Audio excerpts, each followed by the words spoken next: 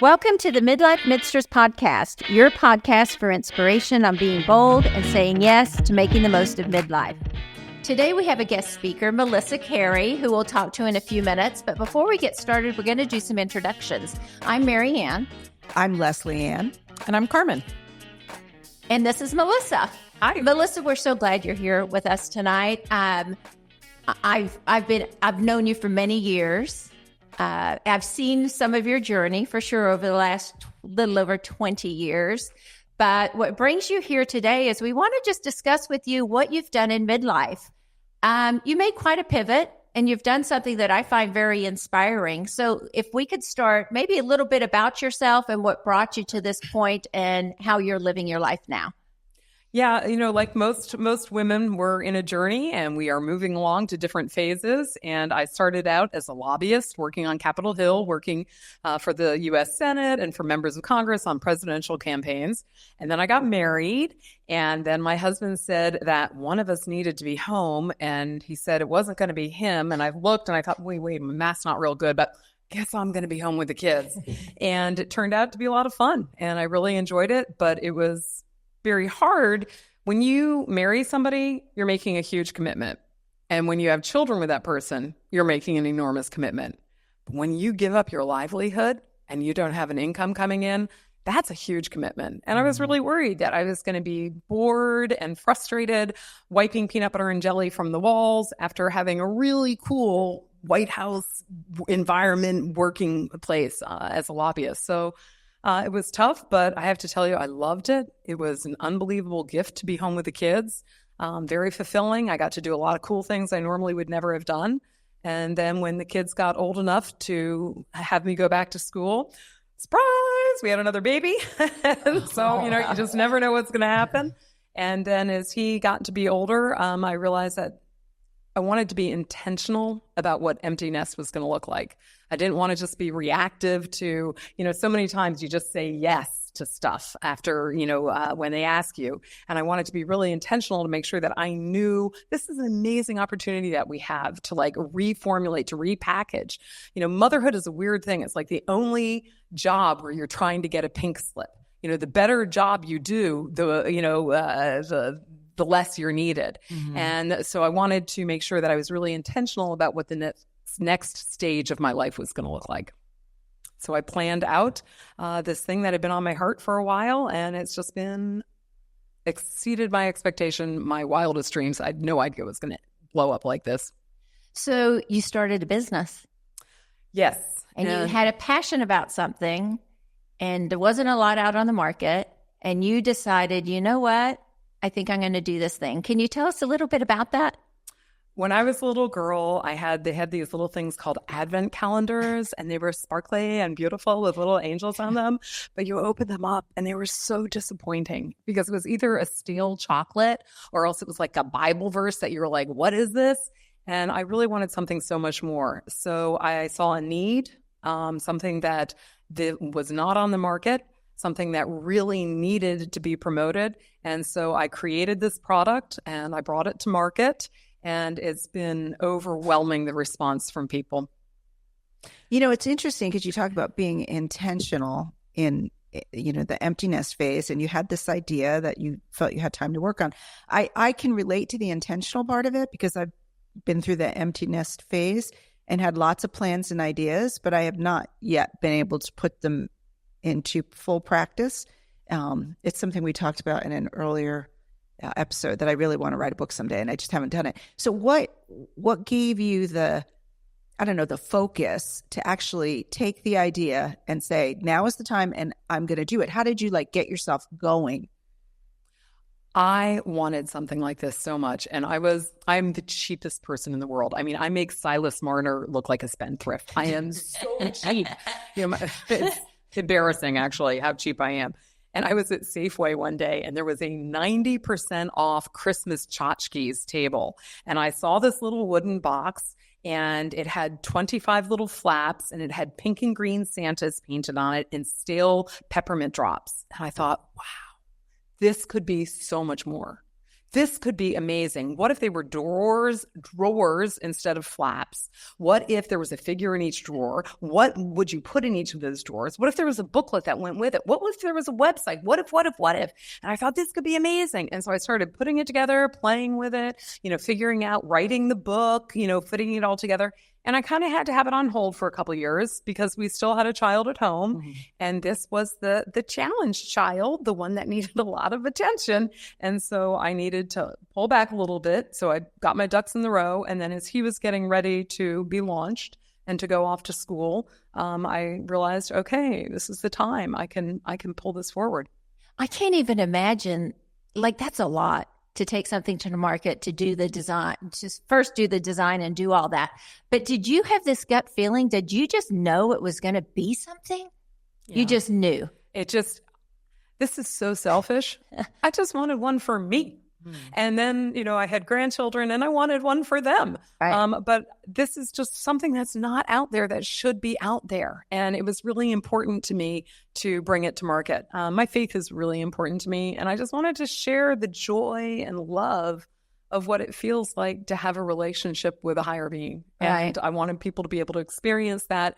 And so I put this together because I'm sorry, when you're a kid and I love being able to unwrap the nativity scene, but I knew there was something more than Mary, Joseph, and a camel to this whole Christmas story. Right. But it was this big black book with gold brims, and I didn't know where to look in there. I was a kid. And so I broke it down very, very simplistically. I scoured the Torah and the New Testament to make sure that every word is 100% accurate. Right. And I scoured those books to make sure that I knew exactly what was in it and was able to pull it all together. The Old Testament prophecies, New Testament teachings, historical information from Josephus Flavius, the Roman historian, from Tacitus, I wanted to make sure this was 100% accurate. So go ahead. I have a question for you because I started my career on Capitol Hill and then I went to business school and did something completely different.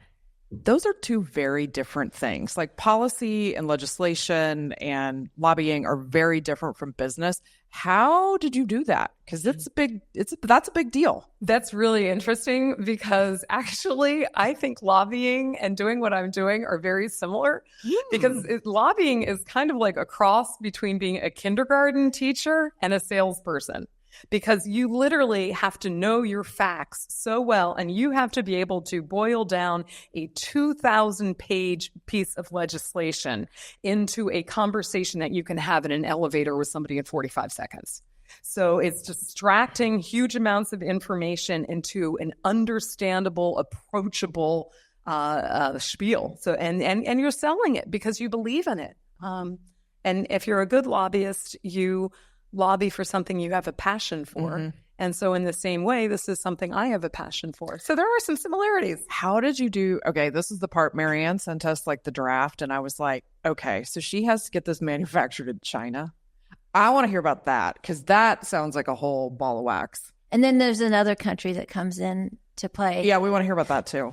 That almost did me in. Before we get started on that, let me ask you a question, just going back a little bit and talking about your passion.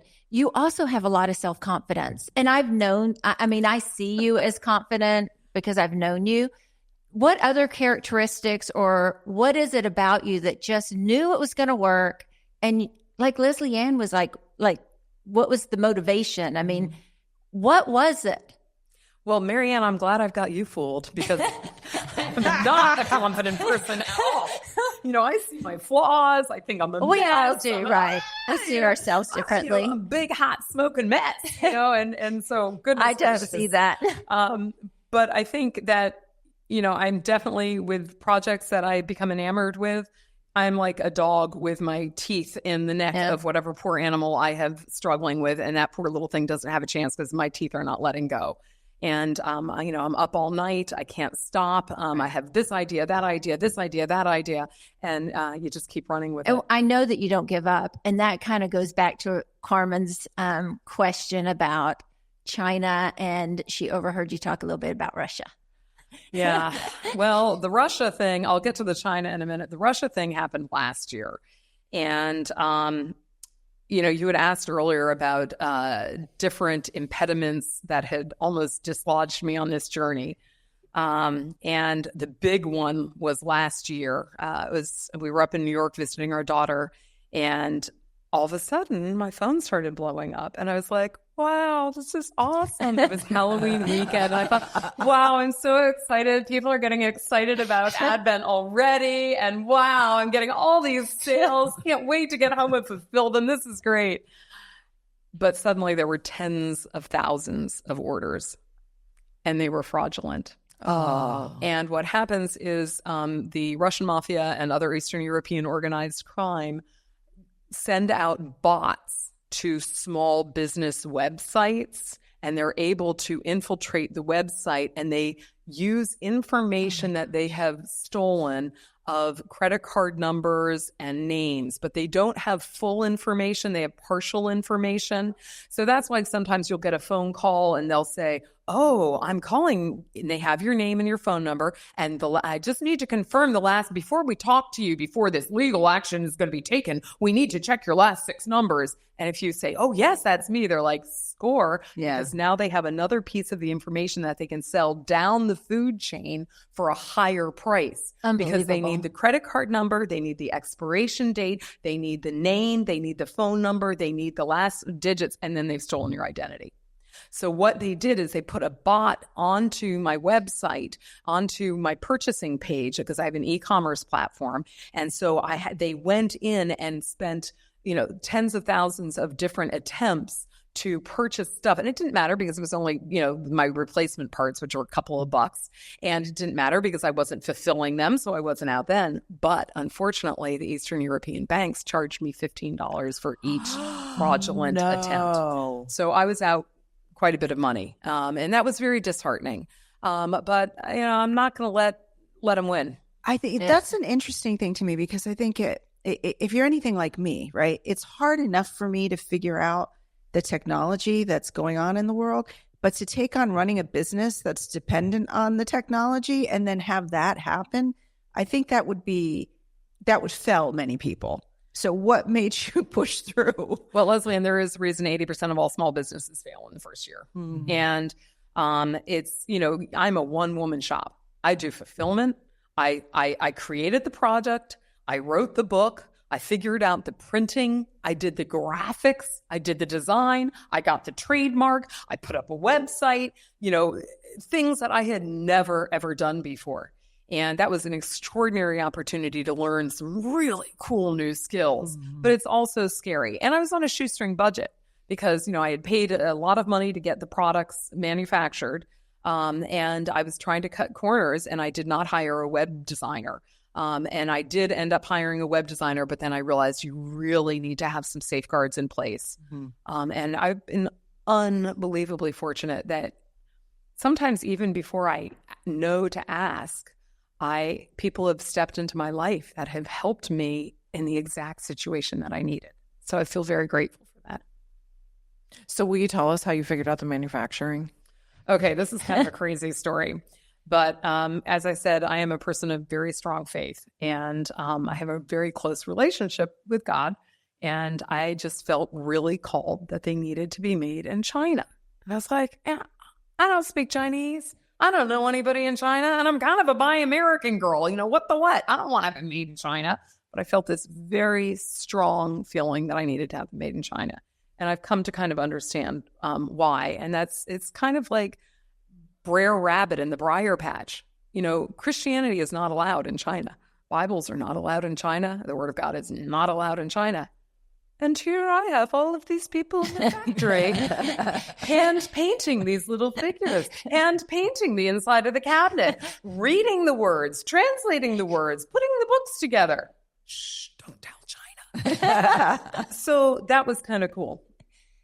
Okay. And I know that while you were, I think it was at the beginning of the manufacturing, I just remember maybe having coffee with you one day, and something bad had happened, a hurricane, and a weather event had happened, and you were supposed to have a shipment and then you weren't. So I do know a little bit of the bumps. You can talk about that, but I find it just really encouraging for all of us that are thinking, what are we going to do in our next chapter? Maybe it will be some type of business. You never allowed any of those things to stop it or impede what your dream was.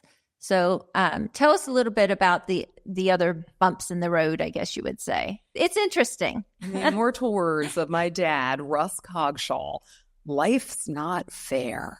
And stuff happens. Yeah. And if you say stuff hasn't happened to you in your life, liar, liar, pants on fire. We all got shit. Yeah. I mean, we all are carrying around all kinds of crud, and stuff happens. And you need to determine, is this going to determine what my destiny is going to be? Are these hurdles and these roadblocks going to stop me from doing what I want to do? Or am I going to just plow through, put my head down and plow through and fake it till you make it? Did you ever have a moment, though, where you thought, okay, like I've gotten through, I had this career and then I raised my family and now I'm a little bit older. I have more time for myself. Why am I doing this? Or was it always just, I'm going to do this because I believe in it?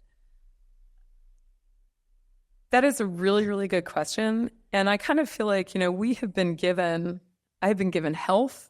I have been given a family. I have been given food on the table. And it is my responsibility to share what I have with other people. Your gifts. And, that's, we are so blessed in this country. Mm-hmm. And, I whether it's community work, which has been a large part of the time that I was home with the kids.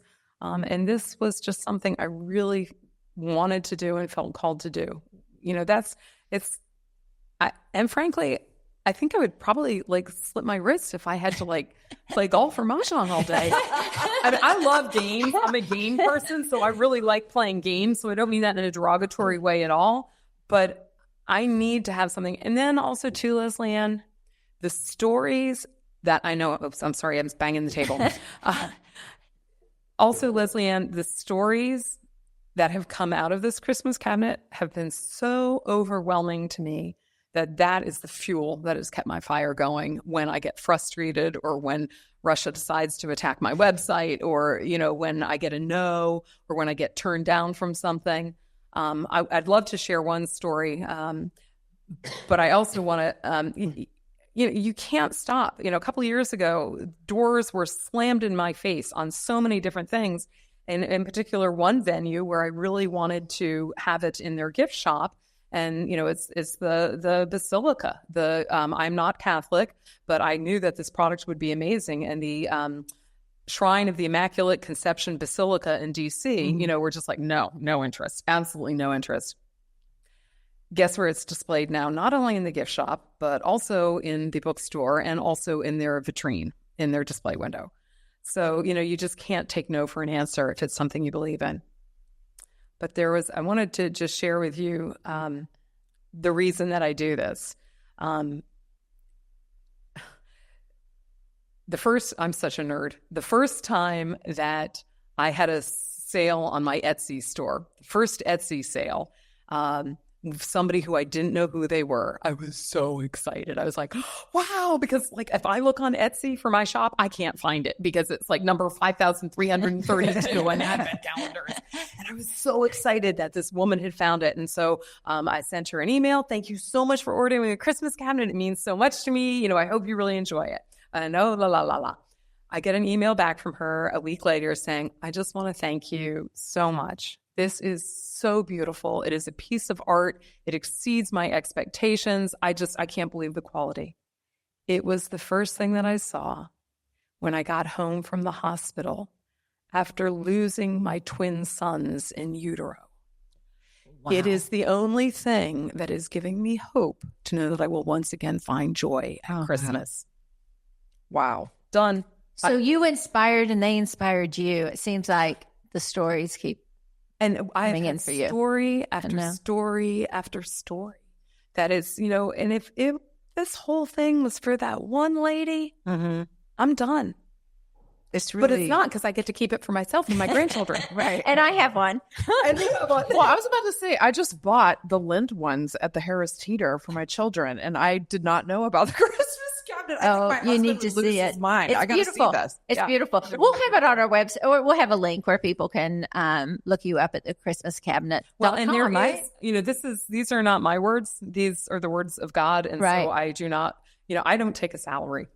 I am doing this out of love. And I do all the fulfillment myself. I mean, I schlep the boxes, grandma with the 90-pound boxes. I do it all. I am chief bottle watcher and, CEO. So I have a question about that. Yeah. So when we started this podcast, which is sort of our passion project too. Marianne and I talked about this a while ago, but it just seemed to be an idea. It was an idea that Marianne originally had and was running on sort of her own. And then we sort of talked about it and realized it required a team. And what it really required was a woman team. Women work great in community. So I'm just curious, did you ever think about like bringing friends in to help you with this and creating a community together to work on it? My friends have been so unbelievably, amazingly awesome. I can't even tell you how wonderful, whether it's a friend who's gone with me in her pickup truck and the two of us have been, carrying these 90-pound boxes to, parties in my garage of stuffing frankincense into bags or putting labels on shopping bags and, building boxes. And everybody has been so unbelievably generous with their time and their love. And my goal is that, I now have enough money to pay an accountant because I really don't want to go to jail. I don't. Nobody wants to tangle with the IRS. You need to do those taxes. Yeah. So I've hired an accountant, and then I hired my web guy, and I have to pay my storage unit people. But my next goal is next year. I think I have found a house in Atlanta that. A group of autistic kids that do fulfillment. That would be wonderful. So, and this is, this isn't just, I want every level of this to be intentional, not just the end product of what this is, but the business strategy. In the Christian faith, there's a concept called tithing, where you give 10% of your profits. Well, I actually have made some profits, but I haven't made like profits enough that I can like buy more and still have a profit. So my profits all went back into buying another round of them. But I reverse tithe. So I tithe on what I have not made yet. I give away and besides, these aren't products; they're my children. So for each child that I place in a home, I give one away. I didn't know that. Afford it. Yeah. Wow. Yeah.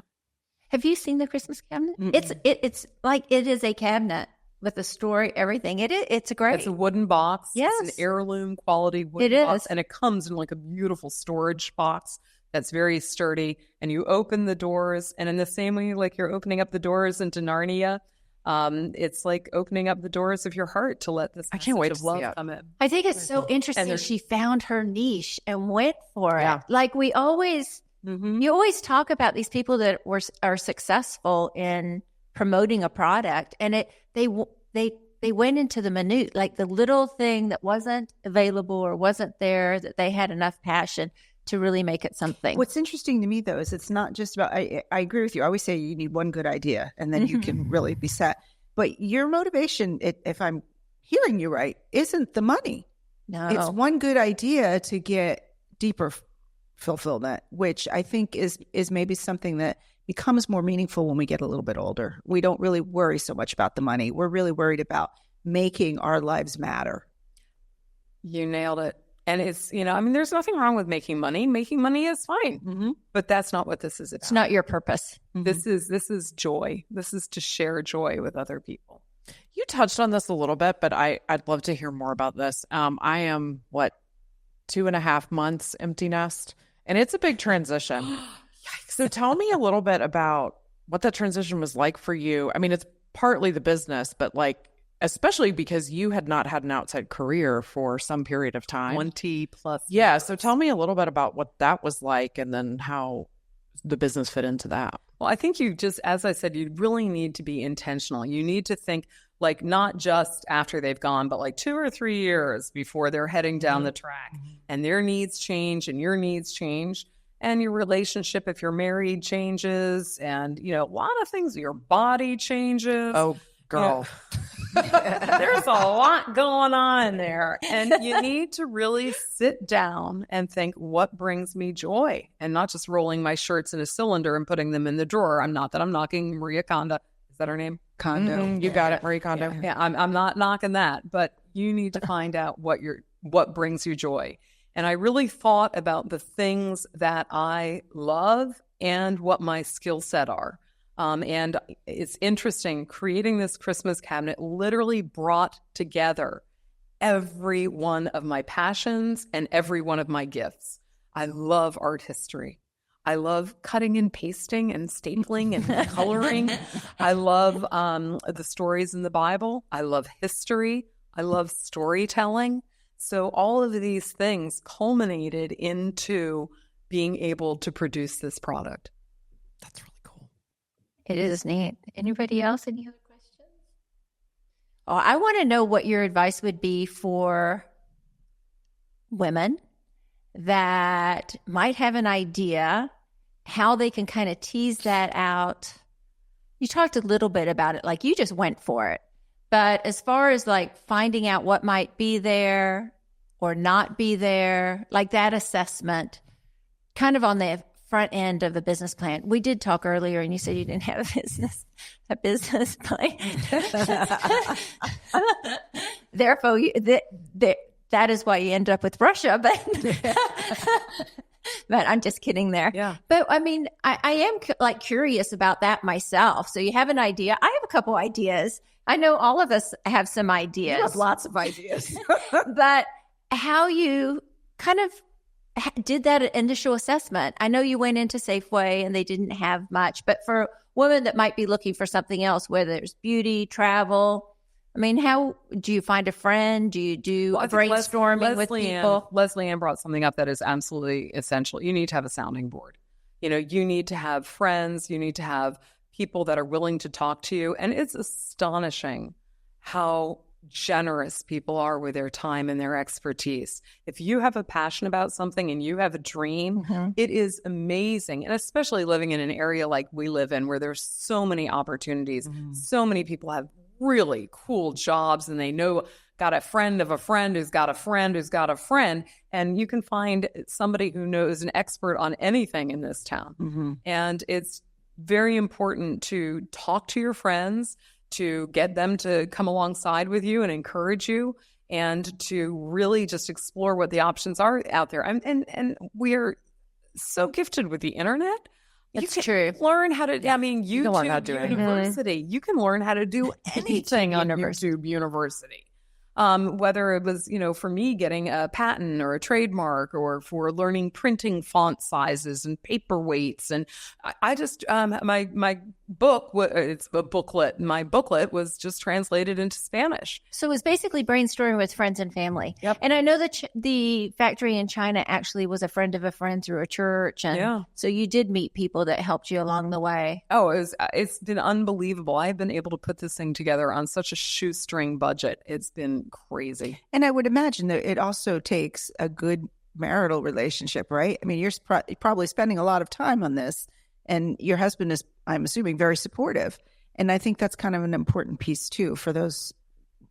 Absolutely. And also too, when I had my to-do list, my little mini business plan, when I had my to-do list, I always, number one at the top of the to-do list was, don't let my husband know that I'm doing this.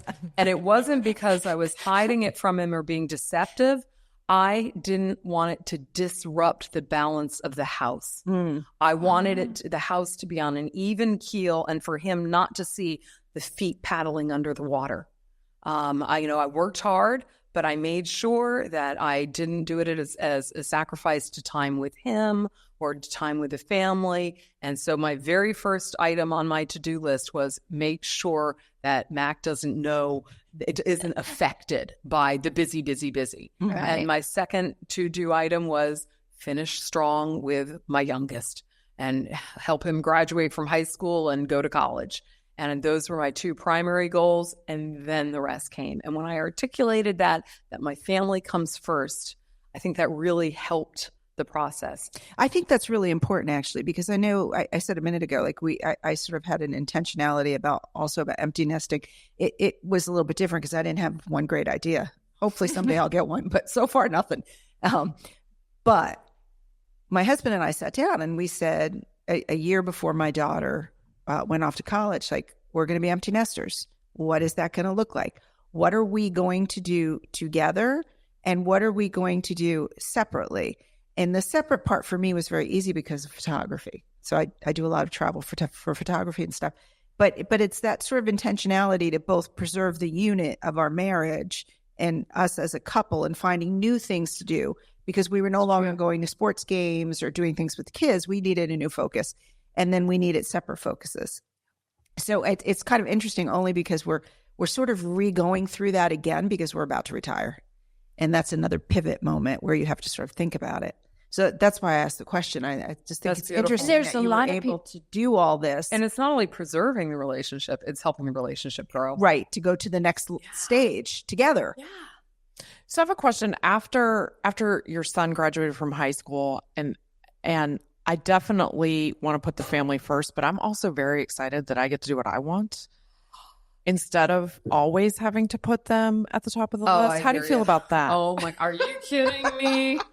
I was a full-time lobbyist, worked on the Hill, crazy job, had the nanny situation, raising the kids, then home with the kids, wiping peanut butter off the table, volunteering for this kind of stuff, and, doing da-da-da. And now it's my turn. Yeah. And I am really enjoying it. It is really cool to be able to just follow your dream. That's what we're all doing here. Yeah. When y'all were talking about intention and thinking what you're going to do, honestly, I'm thinking, okay, what am I not going to do? That's what my intention is. Like, I can't do all of this. And my husband's like, you're not home again for dinner tonight? Because I was gone last night. I was like, no. I was like, I'll see you later. I'll see you tomorrow night. It is a great time in midlife. And I never really liked the word midlife. I don't know why. I think because people hook it to crisis, which drives me crazy. And that's why I trademarked the word midsters. I was like, there's got to be some upbeat version of midlife, but I'm enjoying, you're going to love it, Carmen. I liked how both of you talked about being intentional independently, but also with your husband and your family. Yeah, me and too. I think that's important, and that brings the balance that helps all of it thrive. And you've done that, and that probably has been a big piece why your business is so successful, because you have that balance in your life. I'm really grateful to have had the chance to do this. I literally pinch myself. I can't believe I get to do this. Do you have a next step in mind? I have global domination as my next. I asked her, is there going to be an Easter egg that opens up? I don't know. I already have the Easter eggs. I've already done that. I have actually a wonderful young man who lives in an orphanage in Malawi who has just completed some beautiful sketches of my figures, and I'm going to do a coloring book. So that'll be for next year. It's just been translated into Spanish. I have dreams for Korean and a few other languages as well. I have so many things, my real goal. And it's funny too, for me, if somebody stole this, people would say, oh, well, if you're sending it to China, aren't you worried they're going to steal the idea? I was like, man, they steal the idea. My job is done. They're doing it for me because that's what I want, is to get this product out there. People to know the story. And so for me, my greatest goal is to relieve myself of the business end of this and do what I do best. And that's storytelling. Speaking, I do a lot of different speaking engagements, and that's what gives me joy. So I'd like to move into that and move away from the business end of it. But I got a lot of work before me before I can get that. You've done a great job, though. Melissa, thanks so much for being here. It has been a great conversation. You can find more about the Christmas cabinet on the website, and we hope you join us again. It's American Midsters, MIDSTERS.com. Thanks for joining us. Thanks, Melissa. Thanks. Thank you.